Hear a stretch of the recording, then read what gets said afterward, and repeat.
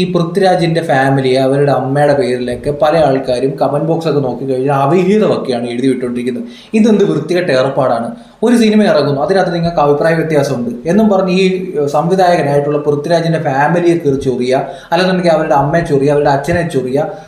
എന്ത് തരത്തിലുള്ള വൃത്തികേടുകൾ എന്നാണ് ഇവിടെ ആൾക്കാരൊക്കെ എഴുതിയിട്ടുണ്ടിരിക്കുന്നത്. മോഹൻലാൽ എന്ന് പറഞ്ഞ നടൻ ഇതിനകത്ത് അഭിനയിച്ചു, നിങ്ങൾക്ക് ഇഷ്ടപ്പെടാത്തൊരു പ്രമേയം വന്നു എന്നും പറഞ്ഞ് ഈ നടന്റെ പേരിൽ ആ നടനെ കയറി ആക്രമിക്കുകയല്ല ചെയ്യേണ്ടത്.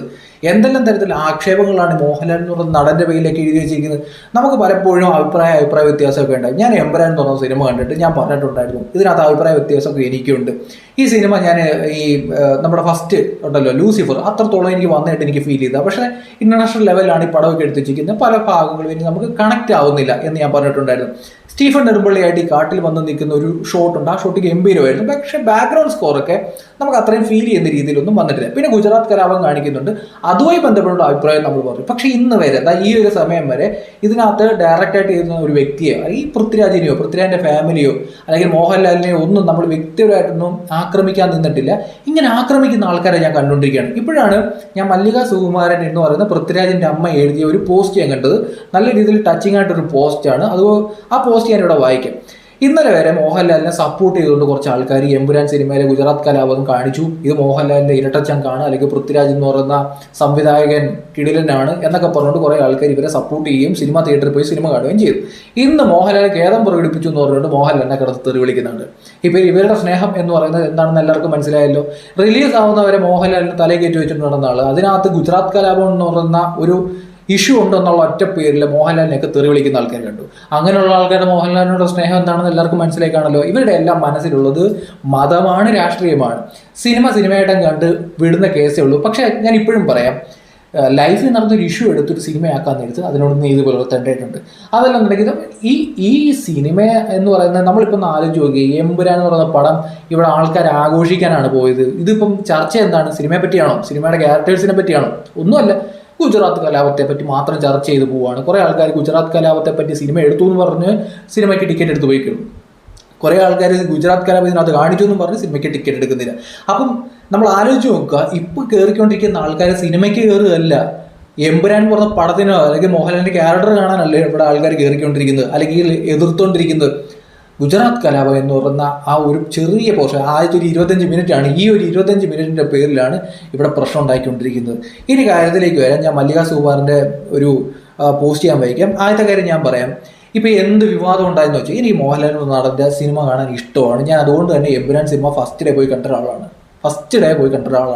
ഇനി തുടരെന്ന് പറഞ്ഞ പടം വരും, ഞാൻ പോയി കാണും. അത് ഫസ്റ്റ് ഡേ തന്നെ പോയി കാണും. ഈ ഒരു വിഷയത്തിൻ്റെ പേരിൽ ഞാൻ മോഹൻലാലിനെ ഒഴിവാക്കി കാണും. ചില ആൾക്കാർക്ക് ചാനൽ ചർച്ചയിൽ ഇരുന്ന് എന്ത് വൃത്തികേടൊക്കെയാണെന്ന് പറയും വിളിച്ചു പറയുന്നത്. ഒരു മാന്യതയില്ലാത്ത രീതിയിലേക്ക് വിളിച്ചു പറയുന്നു. ആ ഒരു വൃത്തികെട്ട രീതിയിലുള്ള സംസാരം, ഇതെന്തോ മര്യാദയാണ്? ഇവിടെ കേരളം എന്നൊക്കെ പറയും. ഇതിപ്പം എന്ത് അലമ്പ് പരിപാടിയാണെന്ന് പറയും ഈ നാട്ടിൽ നടന്നുകൊണ്ടിരിക്കുന്നത്. മല്ലിക സുകുമാരൻ്റെ പോസ്റ്റ് ഞാൻ ജസ്റ്റ് ഇവിടെ വായിച്ച് കേൾപ്പിച്ചുവിടാം. സുകുമാരൻ മല്ലിക എന്ന് പറയുന്ന ഒരു പ്രൊഫൈലിനകത്ത് വന്നൊരു പോസ്റ്റ് ഉണ്ട്. ആ പോസ്റ്റ് വായിക്കാൻ നേരത്ത് കുറച്ചെങ്കിലും മനസാക്ഷിയുള്ളവർ ഒന്ന് അടങ്ങും എന്നെനിക്ക് തോന്നുന്നു. ഞാൻ പോസ്റ്റ് ഇവിടെ വായിക്കാം. എമ്പുരാൻ എന്ന സിനിമയെക്കുറിച്ച് വിവാദങ്ങൾ കഴിഞ്ഞ കുറച്ച് ദിവസമായി ഞാൻ ശ്രദ്ധിക്കുകയായിരുന്നു. ഈ ചിത്രത്തിൽ സംവിധായകൻ എൻ്റെ മകൻ പൃഥ്വിരാജാണ് എന്നതിനപ്പുറം ചിത്രവുമായി ഒരു ബന്ധവും എനിക്കില്ല. അതുകൊണ്ട് തന്നെ വിവാദങ്ങളോട് പ്രതികരിക്കേണ്ട എന്ന നിലപാടായിരുന്നു ഞാൻ. എന്നാൽ എമ്പുരാൻ എടുത്തതിലൂടെ മോഹൻലാലിനെയും ആന്റണി പെരുമ്പാവൂരിനെ ഉൾപ്പെടെ നിർമ്മാതാക്കളെയും പൃഥ്വിരാജ് ചതിച്ചു എന്ന് ചിലർ മനഃപൂർവ്വം പ്രചരണം നടത്തുകയും ചില മാധ്യമങ്ങൾ അത് ഏറ്റെടുക്കുകയും ചെയ്തിരിക്കുകയാണ്. സിനിമയുടെ അണിയറയിൽ എന്താണ് നടന്നതെന്ന് അറിയാവുന്ന എനിക്ക് പൃഥ്വിരാജിനെ ഒറ്റപ്പെടുത്തി ആക്രമിക്കാൻ ചിലർ ശ്രമിക്കുന്നതിൽ അങ്ങേയറ്റം വേദനയുണ്ട്. അവരുടെ വേദനയാണ് അത് തുറന്നു പറയുന്നതിൻ്റെ പേരിൽ ആരും എനിക്കെതിരെ ചന്ദ്രഹാസം ഇളക്കിയിട്ട് കാര്യമില്ല. പൃഥ്വിരാജ് തങ്ങളെ ചതിച്ചു എന്ന് മോഹൻലാലോ നിർമ്മാതാക്കളോ ഇതുവരെ പറഞ്ഞിട്ടില്ല. ഇനി പറയും എന്ന് എനിക്ക് തോന്നുന്നില്ല. മോഹൻലാലിൻ്റെ കുഞ്ഞനുജനാണ്. കുട്ടിക്കാലം മുതൽ ലാലിനെ എനിക്കറിയാം. എൻ്റെ മകനെക്കുറിച്ച് എത്രയോ വേദികൾ മോഹൻലാൽ പുകഴ്ത്തി പറഞ്ഞിട്ടുണ്ട്. എന്നാൽ ലാലിൻ്റെയോ നിർമ്മാതാക്കളുടെയോ അറിവില്ലാതെ ചിലർ എൻ്റെ മകനെ ബലിയേടാക്കാൻ ശ്രമിക്കുന്നതിൽ അതീവ ദുഃഖമുണ്ട്. പൃഥ്വിരാജ് എന്ന സംവിധായകൻ ഈ പടവുമായി ബന്ധപ്പെട്ടവരെ എന്നല്ല, ഒരു പടവുമായി ബന്ധപ്പെട്ട് ആരെയും ചതിച്ചിട്ടില്ല, ഇനി ചതിക്കുകയുമില്ല. സിനിമയ്ക്ക് എന്തെങ്കിലും പ്രശ്നമുണ്ടെന്ന് നിങ്ങൾക്ക് തോന്നുന്നുണ്ടെന്നുണ്ടെങ്കിൽ അതിന് ഈ കൂട്ടായ്മയിൽ ഉള്ള എല്ലാവർക്കും ഉത്തരവാദിത്തമുണ്ട്. അവർ എല്ലാവരും ഒന്നിച്ചിരുന്ന് തിരക്കഥ വായിച്ചിട്ടുണ്ട്. എടുക്കുന്ന രംഗങ്ങൾ അപ്പോൾ തന്നെ ഒന്നിച്ചിരുന്ന് കണ്ട് എല്ലാവരും ഒക്കെ പറഞ്ഞിട്ടുണ്ട്. എന്ന ഘട്ടത്തിൽ സീനുകൾ തിരുത്തണമെങ്കിൽ അതിനുവേണ്ടി എഴുത്തുകാരനായ മുരളി ഗോപി എപ്പോഴും സന്നദ്ധനായിരുന്നു. പിന്നെ എല്ലാം കഴിഞ്ഞു സിനിമ ഇറങ്ങിയപ്പോൾ എങ്ങനെ അതിന് പൃഥ്വിരാജ് മാത്രം ഉത്തരവാദിയാവും? മാസങ്ങൾക്ക് മുൻപ് ഒരു ദിവസം ഞാൻ മകനെ വിളിക്കുമ്പോൾ അവൻ ഗുജറാത്തിൽ ഷൂട്ടിങ്ങിലായിരുന്നു. ഞാൻ തിരക്കിൽ ആണ്. അമ്മേ, ലാലേട്ടൻ വന്നിട്ടുണ്ട്, ഇതുവരെയുള്ള സിനിമാ രംഗങ്ങളൊക്കെ കാണിച്ചു കൊടുക്കണം, ആന്റണിയുമായി ചർച്ച ചെയ്യണം എന്നാണ് അവൻ പറഞ്ഞത്. ഇവർ രണ്ടുപേരും അറിയാതെ ഒരു ഷോട്ട് പോലും എമ്പുരാൻ എന്ന സിനിമയിൽ ഇല്ല എന്ന് ഞാൻ വ്യക്തമാക്കാൻ ആഗ്രഹിക്കുന്നു. മോഹൻലാലിനെ അറിയാത്ത ഒരു കാര്യവും ഈ സിനിമയിലില്ല. തങ്ങൾ ഇതൊന്നും അറിഞ്ഞിട്ടില്ലെന്ന് അവർ രണ്ടുപേരും പറയുകയുമില്ല.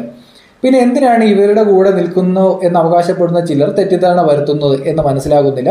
ഇത് സംഭവം ഇന്നലെ ഈ മേജർ റിവിയുടെ പേരെടുത്ത് പറയുന്നുണ്ട്. മേജർ റിവി ഒരു ലൈവിനിടയ്ക്ക് വന്നിട്ട് മോഹൻലാൽ ഈ വിഷയത്തെ പറ്റി അറിഞ്ഞിട്ടില്ല, മോഹൻലാൽ ഇതിൻ്റെ സിനിമ ഇറങ്ങുമ്പോൾ ആ സിനിമ അന്നേരമാണ് കാണുന്നത് എന്നൊക്കെ പറഞ്ഞിട്ടുണ്ടായിരുന്നു. ഈ ഒരു സംഭവം കൂടെ കേട്ടപ്പോഴത്തേന് മോഹൻലാലിനെ പൃഥ്വിരാജ് ചതിച്ചു എന്ന് കുറേ ആൾക്കാർ വിശ്വസിക്കുകയും അതുമായി ബന്ധപ്പെട്ട് പലതരത്തിലുള്ള വിവാദങ്ങൾ വരികയും ഇതിന് പിന്നിൽ സിനിമയിലുള്ള ബാക്കിയുള്ള ആൾക്കാർക്കും ഈ ആൾക്കാരുടെയും പ്രവൃത്തിയിൽ ഇവർക്ക് സംശയം ഉണ്ടെന്നുള്ള രീതിയിൽ മല്ലിക സുകുമാരൻ പറയുന്നുണ്ട്. അപ്പോൾ ഒരു കാരണവശാലും ഇങ്ങനെ ഒരാൾക്കാരെ ഉപദ്രവിക്കരുത് എന്നുള്ള രീതിയിലാണ് ഇവർ പറഞ്ഞു വെക്കുന്നത്, മല്ലിക സുകുമാരൻ പറഞ്ഞു വെക്കുന്നത്. ഇത് പറയാനുള്ള കാര്യം, നിങ്ങൾ ഫുള്ളി ഞാൻ വായിച്ചിട്ടില്ല, ഒരു വലിയ ഇതാണ്. അപ്പോൾ അത്രയും വായിച്ചുവിടാനുള്ള സമയമില്ലാത്തതുകൊണ്ടാണ്. ഒരു ഭയങ്കരമായിട്ട് ബുദ്ധിമുട്ട് അനുഭവിക്കുന്നുണ്ട്. ഒരു സിനിമ ഇറക്കും എന്നൊക്കെ പറഞ്ഞുകൊണ്ട് ഇത്രയും ആളറിഞ്ഞ് കളിക്കട എന്നുള്ള രീതിയിൽ പൃഥ്വിരാജിൻ്റെ ഭാര്യയുടെ പേരൊക്കെ എടുത്തു വെച്ച് ഇവിടെ ആൾക്കാർ വീഡിയോ ചെയ്യുന്നു, കുറേ ആൾക്കാർ പൃഥ്വിരാജിനെ തെറി വിളിക്കുന്നു. ഇതൊന്നും അല്ല. ഞാൻ ഒരു കമൻറ്റ് ബോക്സിൽ കണ്ടതാണ്, ഈ പൃഥ്വിരാജിൻ്റെ അമ്മയല്ലേ മല്ലിക സുകുമാരൻ, ഈ മല്ലിക സുകുമാരനെയൊക്കെ ആൾക്കാർ പലതരത്തിലുള്ള വൃത്തികേടുകളൊക്കെയാണ് എഴുതി വിട്ടുകൊണ്ടിരിക്കുന്നത്. അവരൊരു പ്രായം ചെന്ന 10, 70, 75 വയസ്സുള്ള ഒരു സ്ത്രീയാണ്. എനിക്ക് വ്യക്തിപരമായി അവരുടെ ഇൻ്റർവ്യൂ ഒക്കെ കണ്ടുകൊണ്ടിരിക്കാൻ ഇഷ്ടമുള്ള ഒരാളാണ്. അപ്പോൾ അവരെ പോലുള്ള ആൾക്കാരെയൊക്കെ പച്ചക്ക് ആക്ഷേപിച്ചുകൊണ്ടിരിക്കുകയാണ്. അത് വളരെ മോശം പരിപാടിയാണ്. അപ്പോൾ എന്തിൻ്റെ പേരിലാണ്? നിങ്ങളുടെ രാഷ്ട്രീയം കാണും, നിങ്ങൾക്ക് പലതരത്തിലുള്ള പരിപാടി കാണും, നിങ്ങൾക്ക് എന്തെങ്കിലുമൊക്കെ കാണും. പക്ഷെ എന്നും പറഞ്ഞുകൊണ്ട് ഈ ഇമാതിരി വൃത്തിയേട് കാണിക്കരുത്. കുറേ മീഡിയക്കാരും ഇതുപോലെ കുറേ ഇന്നും ഒക്കെ ഇരുന്ന് കുറേ ചർച്ചയൊക്കെ ചെയ്യുന്നുണ്ട്. ഇതിൻ്റെയൊക്കെ ഉദ്ദേശം ഇവരുടെ സ്നേഹം കൊണ്ടൊന്നുമില്ല, കുത്തിത്തിരിപ്പ് തന്നെയാണ്, അതിൽ കൂടുതലൊന്നുമില്ല. ഇപ്പം സംഘപരിവാറാണെന്നുണ്ടെങ്കിലും സുഡാപ്പിയാണെങ്കിലും കമ്മിയാണെങ്കിലും കൊങ്ങിയാണെന്നുണ്ടെങ്കിലും ഒരു പൊടിക്ക് വിമർശനമൊക്കെ നല്ലതാണ്. പക്ഷെ അതൊക്കെ കഴിഞ്ഞിട്ട് അവരുടെ പേഴ്സണൽ ലൈഫിലേക്ക് കയറിയിട്ട് അവരുടെ ഫാമിലിയെ തൊട്ട് കളിക്കുന്ന രീതിയിലേക്ക് വന്നു കഴിഞ്ഞാൽ ആ പരിപാടി വേണ്ട എന്ന് തന്നെയുള്ളൂ എനിക്ക് പറയാനുള്ളത്. ഞാൻ പറഞ്ഞിട്ടുണ്ട്, ഗുജറാത്ത് കലാപത്തേക്ക് എടുത്ത് യൂസ് ചെയ്യാൻ ഇത് ശ്രദ്ധിക്കേണ്ടതുണ്ട്. ഒരു ലൈഫ് കുറേ മനുഷ്യർ മരണപ്പെട്ട കേസാണ് ഗുജറാത്ത് കലാപം. അത് സൂക്ഷിച്ച് വേണം ഒരു സിനിമയിലെടുത്ത് യൂസ് ചെയ്യാൻ. എമ്പുരാൻ പോലുള്ള പടത്തിനകത്ത് ഇതൊക്കെ എടുത്ത് യൂസ് ചെയ്യാൻ നേരത്ത് തീർച്ചയായിട്ടും ഇതിൻ്റെ എഴുത്തുകാർ ഈ വിഷയത്തെപ്പറ്റി നന്നായിട്ട് സൂക്ഷിച്ച് കൈകാര്യം ചെയ്യേണ്ടതാണ്. അപ്പം ഈ ട്രെയിൻ കത്തുന്നു, അതിൽ മരണപ്പെട്ടു പോയ മനുഷ്യരെ പറ്റിയും അത് കത്തിച്ചവരെ പറ്റിയും പറയേണ്ടതായിട്ടുണ്ട്. അതിനുശേഷം കലാപത്തെ പറ്റി മാത്രം പറഞ്ഞിട്ട് കാര്യമില്ല. അതേപ്പറ്റി പറയാൻ നേരത്തെ ഇവിടെ പ്രശ്നമുണ്ടാവും. ഇത് ഞാൻ ഇന്നലെയും വീഡിയോയ്ക്കകത്ത് പറഞ്ഞിട്ടുണ്ടായിരുന്നു. കത്തിച്ചവരൊക്കെ ഇപ്പോഴും ജയിലിൽ കിടക്കുന്നുണ്ട്. അവരുടെ പേരുകൾ പറയാനോ അവരുമായി ബന്ധപ്പെട്ടുള്ള ഇഷ്യൂ എന്താണ് ഇതിൻ്റെ പിന്നിലെന്ന് പറയാതെ ഒരു കലാപത്തേക്ക് മാത്രം പോയിട്ട് അതൊരു പ്രമേയമാക്കി എടുത്തൊരു ബിസിനസ്സിലേക്ക് ചെയ്യാൻ നേരത്താണ് ഇവിടെ പ്രശ്നം വരുന്നത്.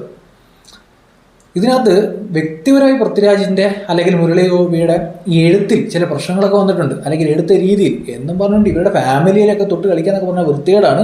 അതുകൊണ്ട് പേജ് കാണുന്നവർ ഫോളോ ചെയ്യുന്നവരെ പരിഗണിക്കുക.